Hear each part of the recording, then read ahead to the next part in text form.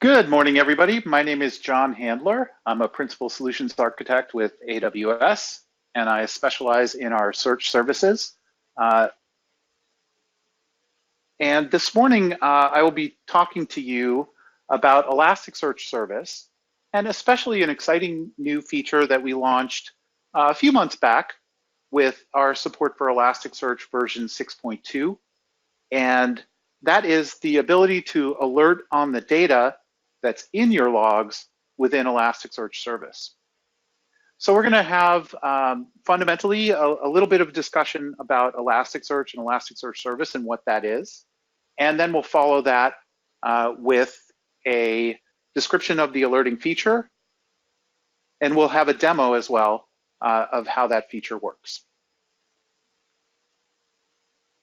So this is probably a pretty familiar site to many of you, although this specific thing is not really familiar necessarily, but this is an Apache weblog. And a log is in some ways a little bit of a two-edged sword. It contains the important information that you need to understand what's going on with your application, with your infrastructure, with the security of your application. All of that data is in your log data, and logs are continuing to grow. The amount of log data you have is continuing to grow at an incredibly fast pace, and especially as we look at cloud-based architectures, as we look at the number of servers and number of applications and container-based applications, your log files are beginning to proliferate. And the two-edged sword of log files is that while the information is there, it can be very difficult to get to that information to pull out the really important things that you need to know.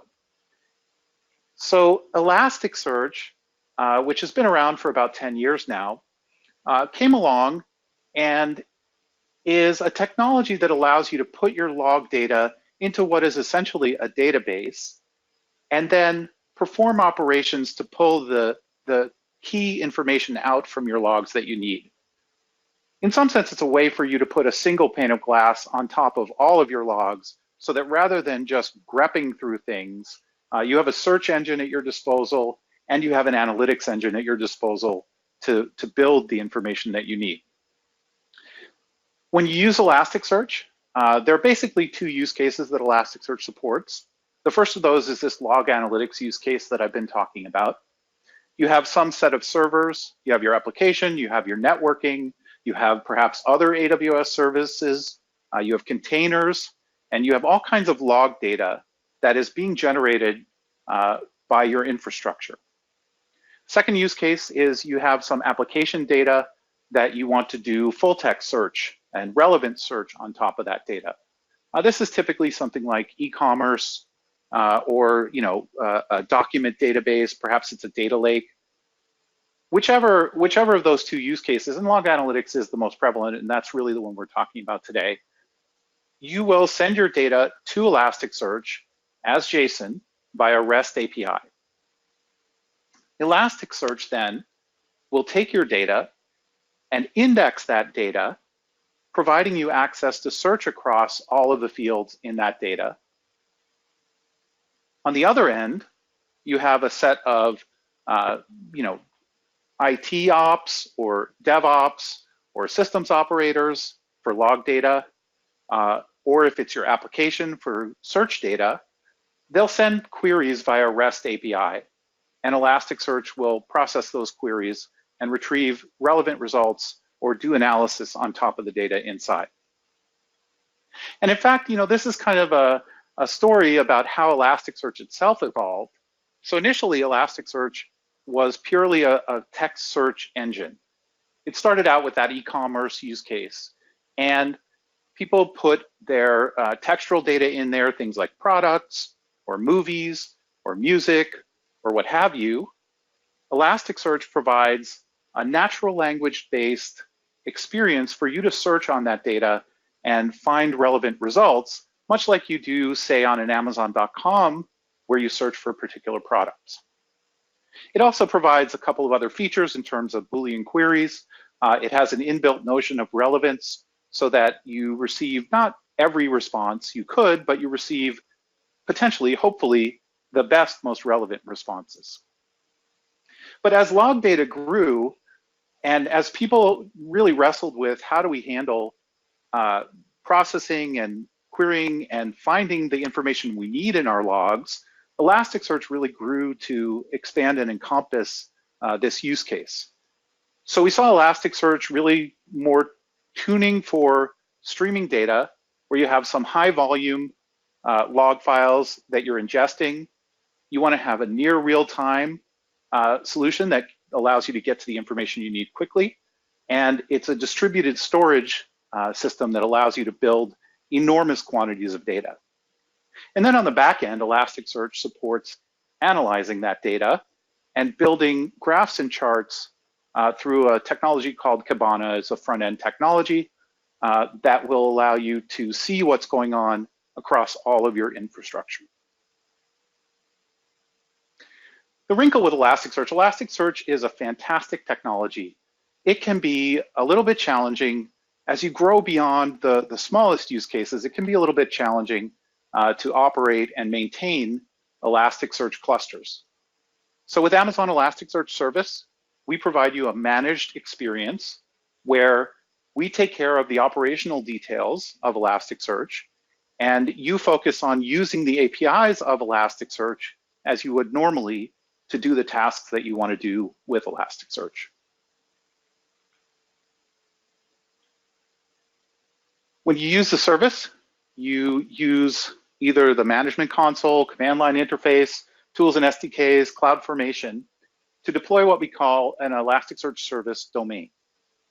A domain wraps software and hardware that provides you with an Elasticsearch cluster, plus additional things that we'll get into, that enables you to use Elasticsearch directly without having directly to manage the hardware in your Elasticsearch cluster.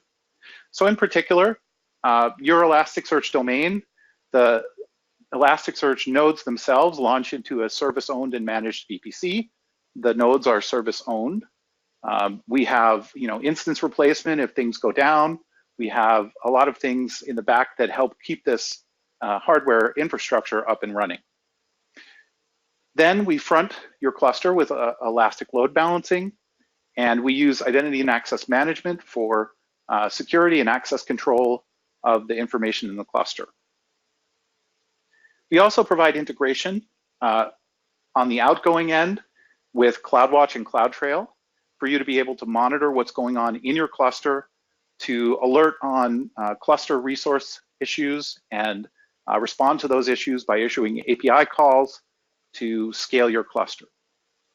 And then on the inbound path, we support integrations with Kinesis Data Firehose, DMS, Database Migration Service, and CloudWatch Logs. So some of the things that we provide with Amazon Elasticsearch Service. The first of those is you're able to use the open source tools and APIs that you're used to using. So if you're using Amazon Elasticsearch Service, it's really a drop-in replacement for an Elasticsearch cluster that you may already be running.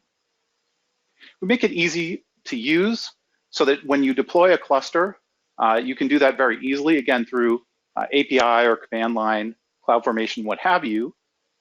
You issue a command, we go off and deploy instances for you, create them in a cluster, and make it available to you over REST APIs. If you need to scale your cluster, that's also a seamless one API call operation. If you need to add instances, if you need to change the instance types or change the amount of storage that you have per instance, that is all, you can accomplish that with a single API call. And we go off and we seamlessly bring in new hardware and change things around. We have a number of different security features that we won't cover in depth today, but you can deploy into your own VPC so that your networking is more secure. You restrict access either using security groups, using IAM policies to secure the data in your cluster. You can make your cluster more highly available. We support 1, 2, and 3 zone deployments of Elasticsearch clusters. We support all this through a simple checkbox basically on your dashboard, or the equivalent through CLI or API calls. And we talked about some of the integrations that we have with other AWS services so that you can monitor what's going on in your cluster, so that you can get data into your cluster more easily. And that makes it just a little bit more seamless to use Elasticsearch. So when you're doing log analytics, the key notion to understand is that each of your log lines is actually a collection of information that has particular fields in that log line. And those fields contain the data that you're interested in either searching for or analyzing. So in our Apache Weblog example here, we have a host IP address, and we have a timestamp, we have the HTTP verb, we have the URL for the request, the HTTP type, a status code, the size of the response. That is the data that you're going to flow into Elasticsearch. But first, that data has to be in JSON format. So just rewriting, this is the way that you would organize the data in that log line.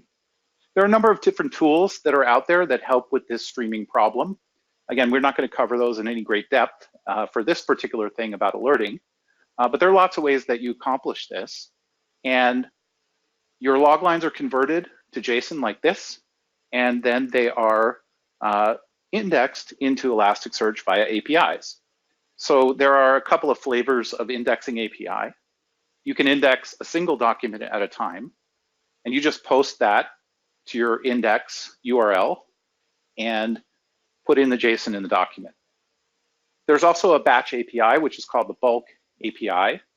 With that API, you mix commands, these are CRUD commands, along with your documents to specify how that data should be indexed in Elasticsearch.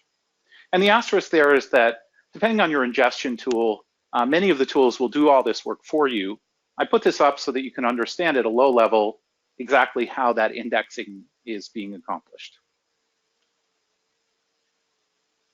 To query the data in Elasticsearch, you use the query API. This is typically a get against the search API. In this case, we have a pretty simple example here. We're just looking for the verb get in our HTTP requests. That is passed into what I have abstracted into a box called Query Engine. The Query Engine is going to go figure out all of the log lines that you had that match that particular query. And then you have a scoring and sorting phase where Elasticsearch, if it's a text-based search, will work with the terms in the search and the terms in your documents to rank things according to their relevance. And ultimately, what you get is ranked results. Digging a little bit into the query engine, you can see that what the query engine does is it takes the fields that you're querying and the values that you're looking for, looks them up in the index that is created for that field, and that index takes the values that are indexed to the list of documents that contain that value. In this case, a document you can think of as just a log line. So this is a very fast computation. Fundamentally, you take your values, you look them up in the field indexes, and then you perform set math according to the query logic to bring you the usually the intersection of the document lists. And that gives you the set of matches. When we look at analyzing data in Elasticsearch, you use an Elasticsearch feature called aggregations. An aggregation takes place after the matching happens. So if we look at our same query here, we have searching for the keyword, the value get. It's going to go to our query engine. We're going to get a set of candidate matches. And then Elasticsearch, I've again abstracted into something called the analysis engine, will go and look up the source values for any of the fields on any of the documents that match in order to compute statistics on the values in those fields. For example, you can do a histogram You can do some numeric manipulation, things like sums, mins, maxes. You can bucket into different terms. You can even nest aggregations so that if you want to see for a particular IP address, how many GET requests did it make to a particular URL, something like that. But to understand it a little bit more depth, aggregations, imagine that the data is in columnar format. So in this case, I've taken your typical Apache weblog line. I have a host, a timestamp, a verb, a request, etc. And I've just laid that thing out as columns. If I want to figure out, if I want to aggregate across these, then I can first send a query. In this case, I filter for the host is burger star or the host is 199, 120 star. This selects out some of the rows, quote unquote, from my table. And once I have selected those rows, I can then aggregate. So for instance, if I want to see a histogram of the status codes, I simply walk that column, intersect with the rows that I've selected, and then build a histogram that's a count of, in this case, the 200s and 304s. I can also do, again, as I said, some math against these columns. If I want to do a sum of the amount of data that I transferred out for that query, then I simply go down the size column, intersect it with the rows that are selected out from the query, and I can sum those up. And finally, if I want to do some kind of textual bucketing, so I want to understand across my website or across this query, which were the URLs that were requested, I can again walk that column and generate a bucket for each of the possible values and then just count them up. So that's all really useful, and you can do that all via the query API. But in fact, there's a better way to do it, like picture's worth 1,000 words. Cubana is a lightweight, web-based visualization tool that is sending queries to Elasticsearch exactly like the ones we just looked at. And then from that, it's building visualizations. In this case, we have, I think, some CloudTrail data. You can see I have event sources and regions. I have request counts along the top and also a metric with the count. I have an error table. I'm able to do all of this, and I'm able to keep this up to date in real time as a dashboard that lets me monitor what's going on with my infrastructure. So behind the scenes, there's no magic here. Essentially, Kabana is issuing aggregation requests against the indices that you have for your Elasticsearch cluster. When we look at ingesting log data into Elasticsearch service, as I said, there are many different ways to get that data in, a lot of different tools. But high level, what you want to look at is you'll have some data producers. You need to have some kind of collection layer that's going to allow you to bring all that data together, to buffer it, to build bigger and better batches, to keep the concurrency on your cluster lower. You need a transformation so that those individual log lines are going to come in as text. They need to be JSON. And then you need to deliver to Elasticsearch service. We also talk a little bit about the possibility of this second path here, which is often it's useful to take your source logs, or potentially if they are mutated in some way like into Parquet, and push those into more permanent cold storage. Amazon S3 is our choice here. This enables you to do downstream sort of further work with things like Athena or Redshift or EMR, or even Elasticsearch service again, if you reload it. This gives you a second path for you to be able to analyze that data more long-term. Just a couple of quick architectures here. We have an S3 approach. So in this case, your logs are delivered directly to S3, and then you trigger off of the notification, and you use a Lambda to pull the raw logs out of S3, transform them into JSON, and deliver them via the bulk API to Elasticsearch service. This has a little bit of a benefit that you're not actually, that the logs themselves are going into S3 first, so you don't have to You don't have to do a second step to deliver them to S3. We also have Kinesis-backed approaches. Both Kinesis Data Firehose and Kinesis Data Streams are viable options here.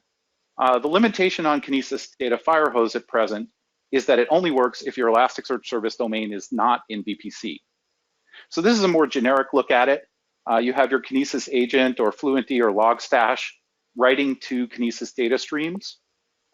So then we have Lambda reading off that stream, doing the same kind of transformation and delivering to Elasticsearch service. So that's my quick walk through Elasticsearch and what is Elasticsearch. Let's quickly change topics to alerting.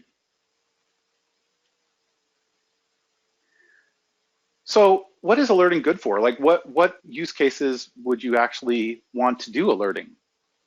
Well, if you're monitoring your infrastructure and you want to make sure that, say, your front-end servers maintain a certain count, but if they fall below a certain count, then you want to notify somebody so that you can go look at that and fix that. Network traffic, instance counts we mentioned, instance availability, CPUs. As these go out of threshold, you want to receive a notification about that, and the data in Elasticsearch can serve as the basis for you to generate that alert. If you're looking at your application, so if you have clickstream or other data that would be application-centric, then you can monitor that for things like KPI drops. You can monitor for feature use. And again, when those things go out of threshold and you want to get notified, Elasticsearch service can do that for you. In the DevOps world, we have potentially application performance monitoring or observability. In the security world for SIEM, we have fraud detection, we have denial of service. Again, all of these are good candidates. The data is already in your logs, and if you put it into Elasticsearch service, then you can build these alerts so that you know what's going on with your infrastructure, application, or security. So how does alerting work in Elasticsearch service?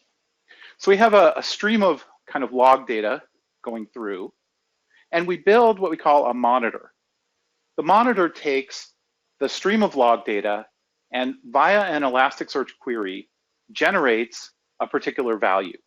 So this can be an aggregation, something like the total bytes out from our Apache weblog, or it can be the number of clicks on a particular button. The monitor is just a job that queries Elasticsearch to generate a value. Then we'll define a trigger. The trigger says, if the monitor produces a value that's this, at this threshold, then I want to alert on that. So the trigger is a condition. An alert is a message or an action that's taken when that trigger exceeds threshold or when that trigger fires. That action is to deliver a message to some destination. The destination, in this case, we support, for the service, we support Amazon SNS, we support Chime, we support Slack, or you can have a custom webhook where you just generate a URL.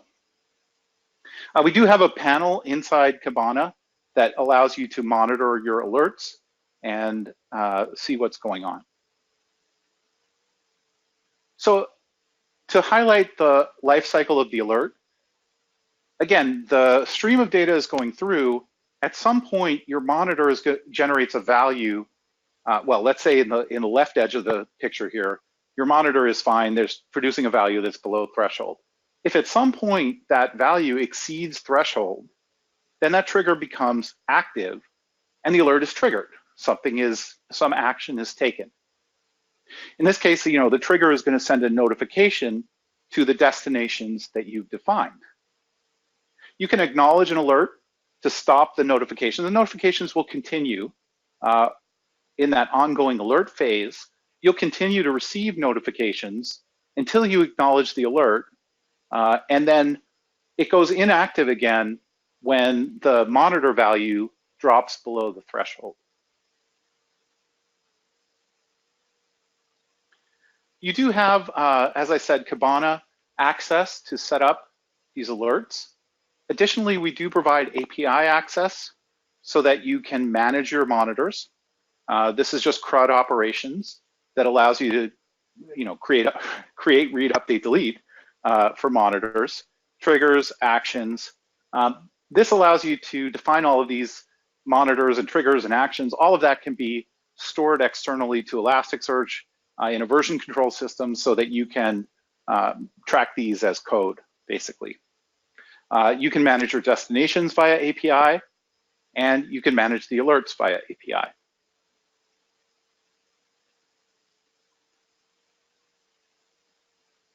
So we're going to turn to a demo now. And before we do that, I'm going to give you just a little bit of an overview. In this demo, which is powered by some software that we open sourced in the Open Distro for Elasticsearch community repo. This is an IoT device simulator. We have simulated sensors that allow you to define different behaviors. There's a sensor that sort of flutters or fuzzes around a particular value. There's a sensor that is a cyclical, a sine wave. There's a sensor that is a monotonic increasing sensor, a number of different sensors. You define devices. Devices are collections of sensors. And then ultimately, you read the devices and report the sensor and device values to Elasticsearch. So I'm going to switch over quickly to my terminal window. And let me just quick look through and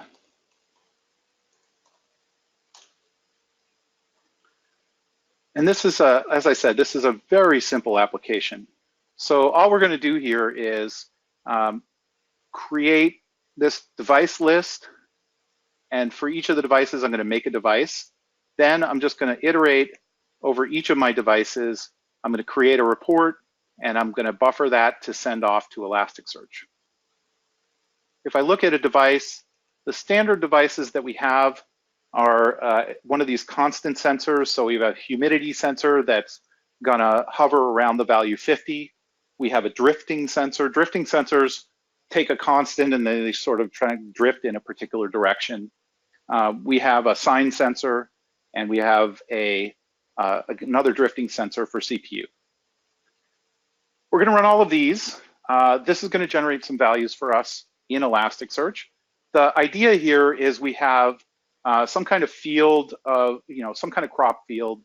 We have some monitoring at each potentially plant, or at least regularly spaced throughout the field. And we're looking at what is happening in our field. So I'm going to go ahead and start that.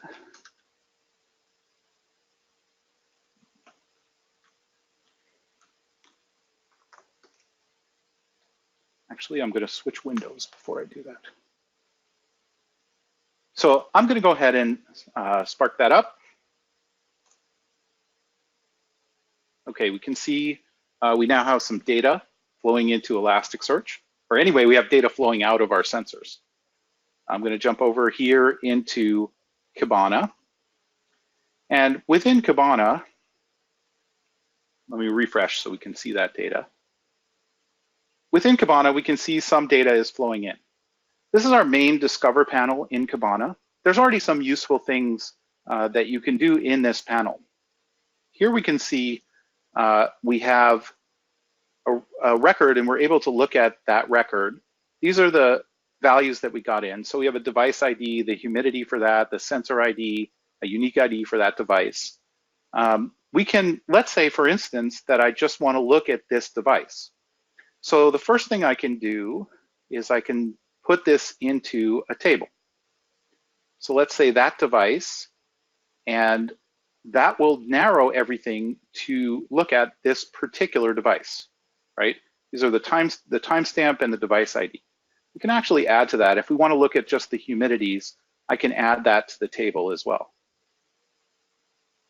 So if I look at that, not every record has a humidity because, again, we have CPU and temperature also that are coming for this device. But I can very simply, as you see, narrow down to a particular device that I want to monitor. let's also quick create a visualization. So in Cubana, we can visualize, and let's do this. We're going to do a line graph. I know I'm not explaining a ton here, and I apologize for that. So we're going to first look at a histogram. These are all of the things that have come in. This is just the count of items. But let's do instead the max of the CPU field across all of these.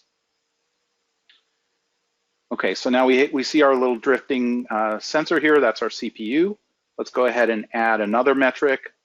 Oops. What did I do? Let's try this again. Let's add another metric. We're going to add the, let's do median instead of average. We'll do median CPU. And let's go ahead and do another metric, which is the minimum of CPU. Without doing a ton of explanation, like hopefully you're able to see how quickly I'm able to take just values that are in my logs and graph them like this. This is the power of Cubana. I'm going to save this visualization, and let's save it as CPU. Okay. And I'm going to stick it in a dashboard. Let me add CPU. Okay. So we now have a dashboard here, and let me save that.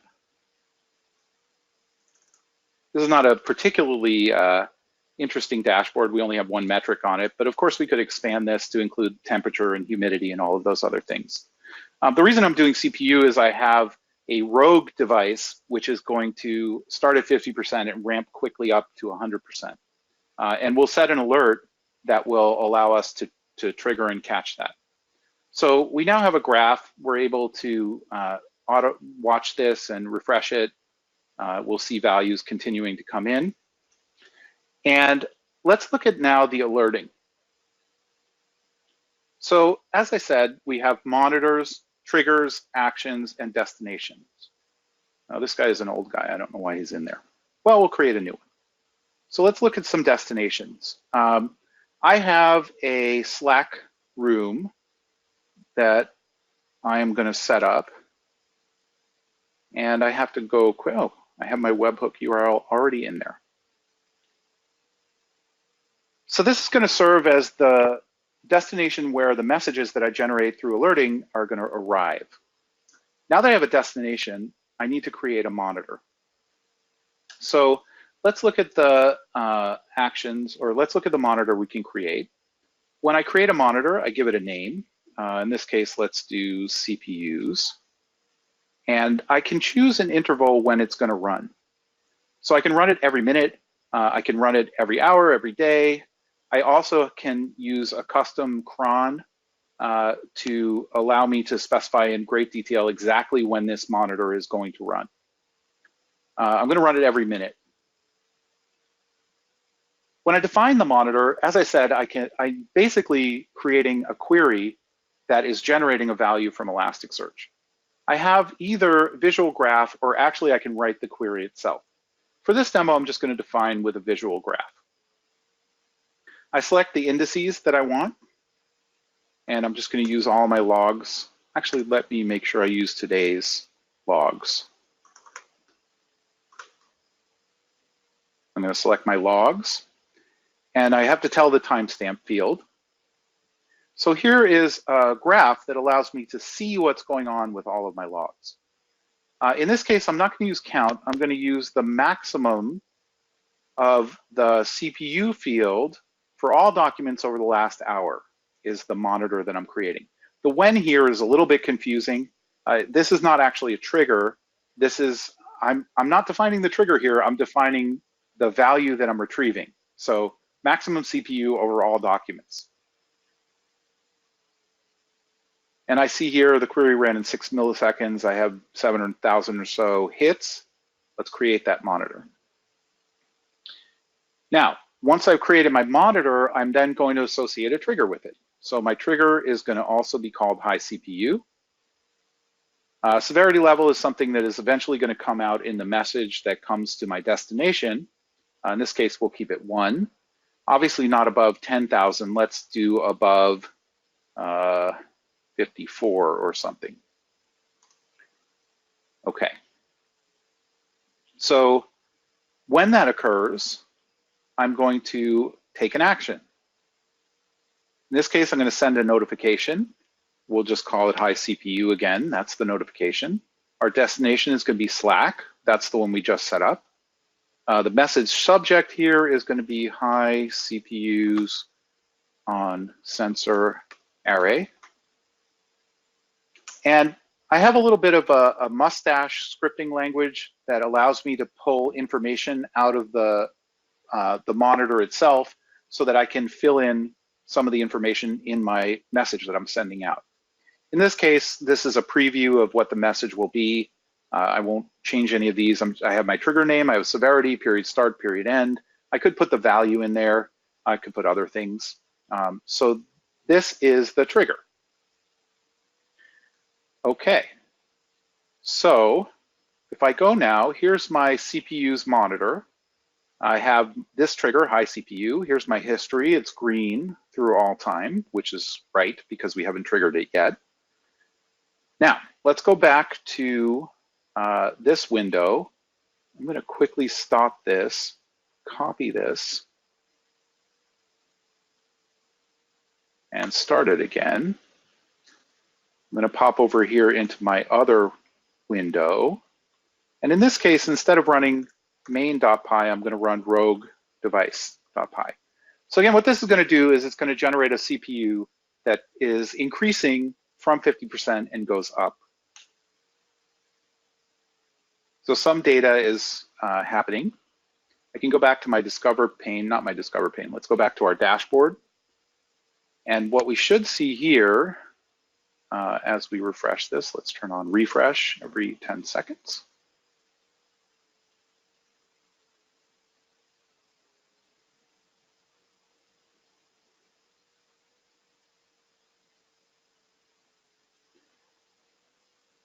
I'm experiencing internet death. Okay, we can see that our monitor, our rogue device has climbed. It's now at 53. And if we give it one more data point, presumably it's going to get above that.